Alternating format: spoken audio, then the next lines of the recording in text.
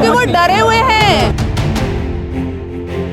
मोदी जी हमेशा कहते हैं 400 पार 400 पार, यही हाल रहा ना तो अब की बार सत्ता से बाहर।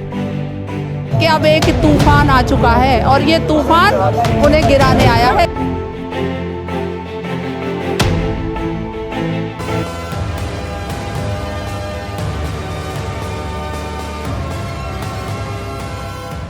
हेलो नमस्कार मैम, आप अपना नाम बताइए। रजनीगंधा। रजनीगंधा आपका नाम है? यस। मैम मतलब हंसा नहीं मतलब ऐसे व्यक्ति के लिए? नहीं है। हाँ। आपका नाम बड़ा यूनिक है मैम। ये मतलब पेरेंट्स ने रखा कि आपने खुद से कुछ चेंज करा नहीं, है? मेरे पेरेंट्स को मैं यूनिक लगी होंगी तो मेरा नाम यूनिक रख दिया। ऐसा मतलब मैं जस्ट फन बोल रहा हूँ, ऐसा मैं एक पेरेंट्स एडवोकेट हूँ और आप निकालेंगे तो रजनीगंधा के नाम से ही निकल कर आए।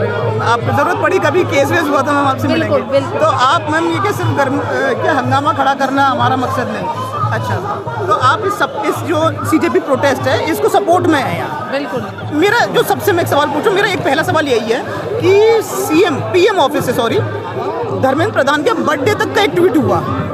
जब पीएम साहब का अभी बर्थडे था तो धर्मेंद्र प्रधान मंदिर गए, नंगे पांव भटके, पर 20 बच्चे मर गए, बाकी पेपर लीक हुए, इतना सब कुछ हुआ, उनकी तरफ से ट्वीट भी नहीं हुआ।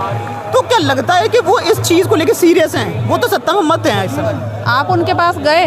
हमें बुलाए, जाने नहीं दे रहे ना। हाँ, क्यों नहीं जाने दे रहे? क्योंकि वो डरे हुए हैं। वो इस यूथ से डरे हुए हैं और साथ में इन कॉकरोचों के माँ बाप भी खड़े हैं हम जैसे, तो डरेंगे नहीं। और अभी एक इंटरव्यू में बोला धर्मेंद्र प्रधान ने कि ये तो एंटी नेशनल है।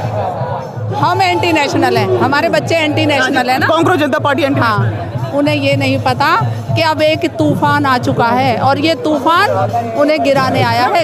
एक तूफान कुछ साल पहले भी आया था जब अन्ना हजारे के अनशन के टाइम पे, तब हमें लगा करप्शन मुक्त भारत होगा, पर वो फिर करप्शन में लिप्त हो गए वापस। आया था एक रामदेव भी आया था, जो हमारे भारत का धन, काला धन वापस ला रहा था ना।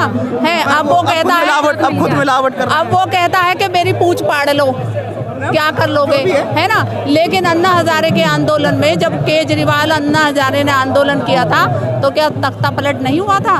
कांग्रेस गिर नहीं गई थी।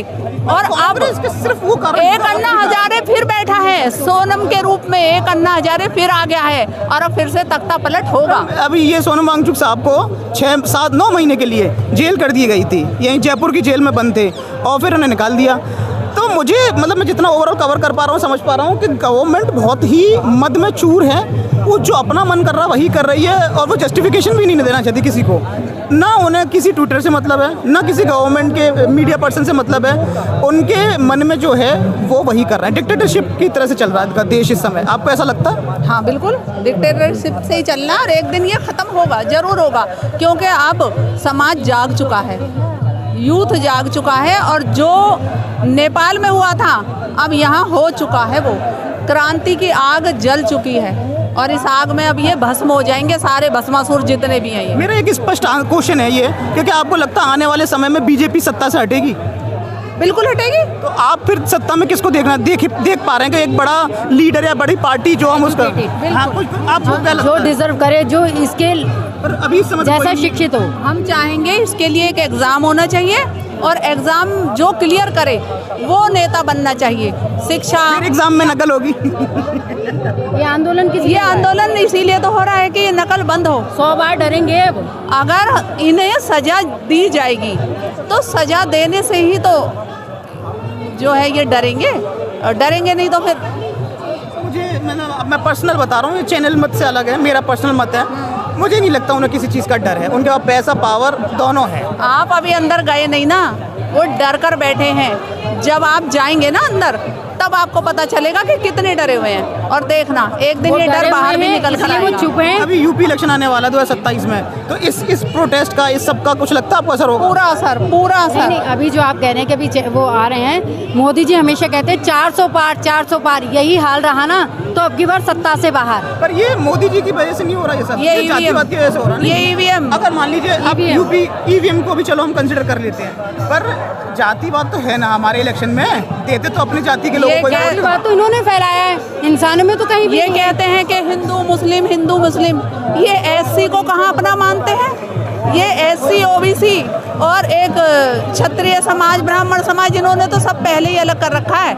तो जातिवाद तो इस देश से कभी ख़त्म ही नहीं होगा, ऐसे लोग ख़त्म ही नहीं होने देंगे। लेकिन अब आप यहाँ देखिए, हर जाति के लोग मिलेंगे, हिंदू, मुस्लिम, SC, OBC, हर जाति का लोग यहाँ पर है और बड़े शांति के साथ आंदोलन, मिलजुल कर आंदोलन कर रहा है। और ये जो कह रहे हैं ना कि इन्हें कहाँ से पैसा आ रहा है, कहाँ से फंडिंग आ रही है, ये फंडिंग हमारी अपनी जेबों से आ रही है।